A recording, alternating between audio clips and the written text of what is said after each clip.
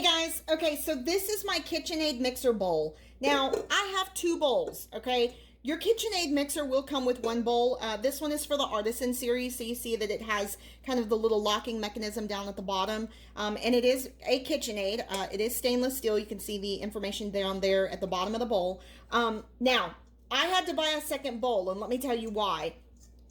When I am baking something like brownies or a cake or whatever it may be, there's nothing worse than having to have one mix in the bowl and then pouring that mix out and then having to wash that bowl in order to make your icing or to be able to go and do your eggs or your meringue or whatever it may be. So I bought a second bowl.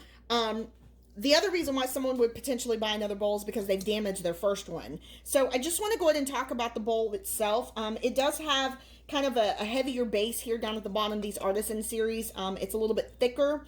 It's not actually all hollow down here. The other thing is that the handle itself is very comfortable. It does have kind of the wider handle, and then you can see on the inside it has kind of these little rivets. They're kind of like little dips so that your fingers actually align with those when you're holding on to it. The top of it's going to be very flat here, so I'm able to go ahead and put my thumb and actually have a good secure grip.